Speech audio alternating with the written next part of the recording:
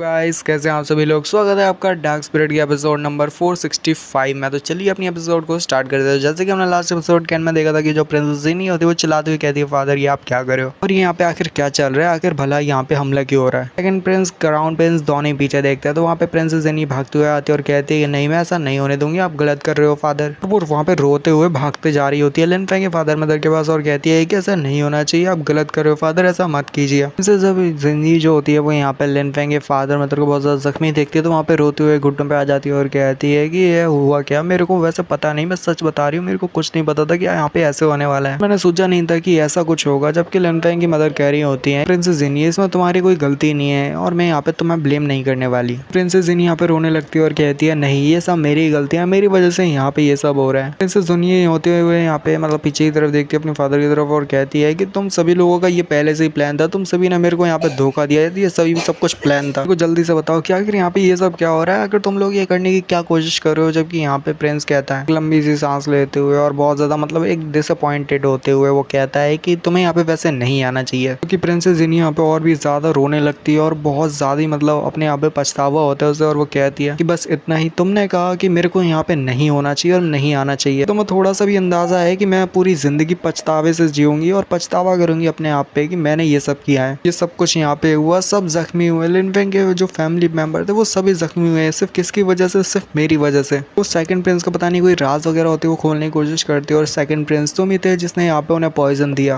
Princess जिनी शायद से यहाँ पे लिन फेंग की बात करती है कि यहाँ पे जो प्रिंस सेकंड प्रिंस है उसने कितनी बार लिन फेंग को मारने की कोशिश किया, कितने तरीकों से। जबकि सेकंड प्रिंस बहुत ज्यादा हैरान होता है कि प्रिंसेस जिनी को कैसे पता। प्रिंसेस जिनी कहती है मैं अच्छे से जानती हूँ कि तुमने लिन फेंग को कितनी बार मारने की कोशिश की है। जबकि जो दर्शक होते हैं वो तो ये तमाशा देख ही रहे होते हैं जिससे सभी को ही पता लगने लगता है। प्रिंसेस जिनी कहती मैं जानती हूँ कि ये सब लिन फेंग के लिए, मतलब एक तरह से लिन फेंग मेरे से शादी करे और तुम्हें एक अच्छा सा मौका मिल जाए यहाँ पे लिन फेंग को मार डालने का। आखिर ये सब करके तुम मेरे को दिखाना क्या चाहते हो। मैं क्या लगता है कि लिन फेंग को मारने से तुम बहुत ज्यादा ताकतवर हो जाते हो, एक जीनियस बन जाते हो, तो नहीं ऐसा बिल्कुल गलत है। ये दिखाने से तुम कोई बहुत ज्यादा बड़े महान नहीं बन जाओगे। बाकी दर्शक जो होते हैं वो देखने वाले वो सभी लोग कह रहे होते हैं कि यहाँ पे ये चल क्या रहा है, हमें तो पता ही नहीं था कि इंपीरियल सिटी में और यहाँ पे इतना सब कुछ चल रहा है जो अंदर ही अंदर। यहाँ पे हमें एक एक बात की समझ आ रही है। हमें नहीं लगा था कि सेकंड प्रिंस इतनी घिनौनी हरकत करेगा कि वो यहाँ पे चुपके किसी को पॉइजन देने लगे। हमें नहीं लगा था कि यहाँ पे जो इतनी सुंदर लड़की है जो कि यहाँ पे सभी की मतलब प्रिंसेस वगैरह है, प्रिंसेस जिनी है, वो यहाँ पे एक्चुअली में विक्टिम है। जबकि जो सेकंड प्रिंस होता है वो बहुत ज्यादा गुस्से में होता है और ऐसा लगता है जैसे वो मारने के लिए वो यहाँ पे लिन फेंग के फादर मदर को। पर जो हमारी वो होती है यानी प्रिंसेस जिनी आगे बढ़ती है और कहती है कि नहीं, अगर तुम्हें इनको मारना है तो तुम्हें मेरी बॉडी के ऊपर से जाना होगा, ये बोल सकते हो डेड बॉडी के ऊपर से जाना होगा। इन सभी को मारना है तो चलो आओ और मेरे को यहाँ पे आके मारो, मेरे को सबसे पहले मारो, तभी जाके तुम लिन फेंग की फैमिली को टच कर सकते हो, वरना नहीं कर सकते। क्योंकि एक्चुअली में ये जो बंदा होता है जो कि यहाँ पे अंकल है और जो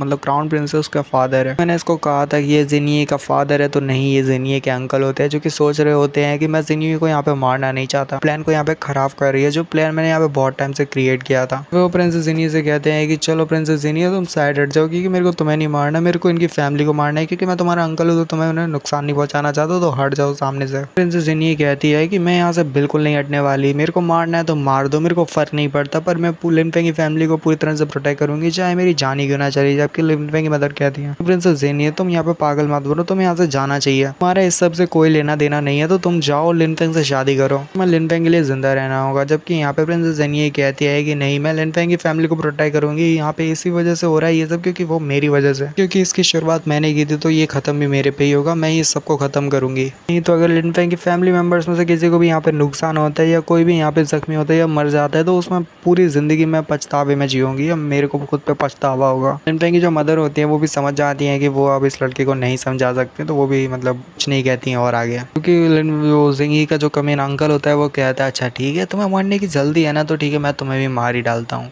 देखने वाले दर्शक कह रहे होते हैं कि डुआन वूया और साथ ही डुआन वूडाओ ये दोनों ही प्रिंसेस जिनी के ब्रदर है। जरा देखो तो यहाँ पे ये प्रोटेक्ट भी नहीं करे अपनी सिस्टर को, उनकी सिस्टर होने के नाते उन्हें तो यहाँ पे प्रोटेक्ट करना चाहिए, पर जरा देखो वो तो यहाँ पे अपनी आंखों से ये सब देख रहे हैं, सब मजे ले रहे हो। तो ये दोनों कैसे सीनियर ब्रदर हैं। क्योंकि दूसरा कह रहा होता है कि ये बहुत ज्यादा बड़ी मतलब खतरे में है, प्रिंसेस जिनी यहाँ पे बहुत ज्यादा बड़ी मुसीबत में है। जबकि दिखाते हैं अचानक से एक मधुर की आवाज आती है, आप ऐसे बोल सकते हो कि एक ध्वनि की आवाज आती है, यानी कोई जीथर बजाता है वहाँ पे। जो बंदे का साउंड रहता है उस साउंड की जो वेव रहती है वो बहुत ज्यादा स्ट्रांग होती है और वो सीधे जाती है उसी बंदे के ऊपर, यानी कि एम्परर डुआन के ऊपर। पर एम्परर डुआन जो होते हैं वो अपने सामने शील्ड क्रिएट करते और उस हमले को ब्लॉक कर देते और हंसते हुए कहते तो अच्छा ये तुम हो। ऐसा लग रहा है जैसे कोई एक और यहाँ पे मरने के लिए आया है तुम सभी के साथ मिलके।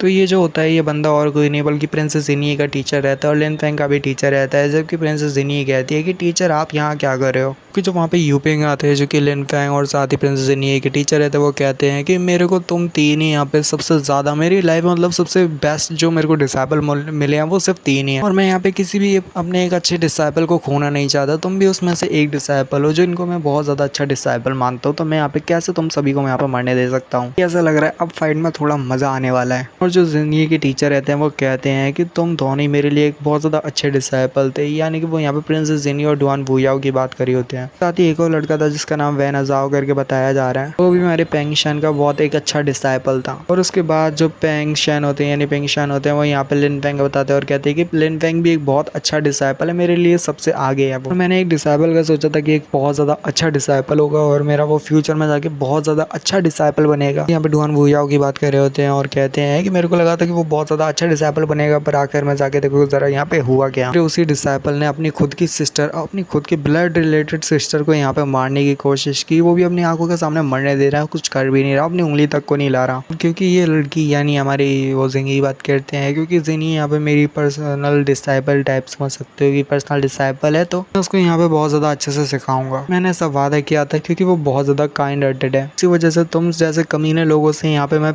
मतलब जिनी को यहाँ पे प्रोटेक्ट भी करूँगा। मैंने बहुत से डिसाइपल को सिखाया है, बहुत से डिसाइपल है मेरे, बहुत से मतलब ऐसा गिन भी नहीं सकते, इतने सारे डिसाइपल हैं जिनको मैंने सिखाया है, पर उसमें से सबसे ज़्यादा काइंड हार्टेड प्योर से वेगी है वो है जिनी। तुम बहुत ज़्यादा काइंड हार्टेड और बहुत ज़्यादा प्योर हो। कि प्रिंसेस जिनी भी यहाँ पे रोने लगती है और कहती है टीचर, और उसके साथ दिखाते जो टीचर रहते हैं वो कहते हैं कि आज़ोई भी यहाँ पे बहुत ज़्यादा अच्छा था, वो इंटेलिजेंट लड़का था। साथ ही डुआन वुया, मैंने सोचा था कि वो आगे तक जाएगा, बहुत ज़्यादा अच्छा करेगा, पर देखो आखिर में जाके वो कर क्या रहा है, वो तो बहुत ज़्यादा बेकार है इंसान है। कहते हैं कि डुआन वुया एक बहुत ज़्यादा रुतलेस और कमीना इंसान है। और फिर वो यहाँ पे कहते हैं कि एक बंदा जो कि बहुत ज़्यादा अच्छा है, मेरा डिसाइपल होने के नाते मतलब उसको मैं बिल्कुल डिसाइपल की तरह मानता हूँ, मैं उसको अपना एक पर्सनल अच्छा डिसाइपल मानता हूँ, क्योंकि सभी की रिस्पेक्ट करता है और बहुत ज़्यादा अच्छे से रहता है और उसको अच्छे से पता है कि टीचर की रिस्पेक्ट कैसे की जाती है। फिर वो यहाँ पर लिन फेंग का नाम लेते हैं और कहते हैं कि वो लिन फेंग है। लिन फेंग है जो कि मतलब अज़ोई की तरह नहीं है, वैन अज़ोई जो कि मेरा एक डिसाइपल है उसकी तरह तो नहीं है, वो बहुत ज़्यादा टैलेंटेड है और साथ ही बहुत ज़्यादा उसके पास स्ट्रेंथ है, पावर है। मैं बहुत से डिसाइपल्स को ट्रेन किया है, बहुत से डिसाइपल्स को सिखाया, पर इनमें से सिर्फ 3 ही डिसाइपल या 3-4 डिसाइपल ही थे जिनको मैं अपना सबसे अच्छा डिसाइपल मानता था। उसमें से एक ने तो मेरे को यहाँ पे बिल्कुल नाराज किया है और बहुत ज़्यादा रुतलेस निकला है जितना मैंने सोचा था।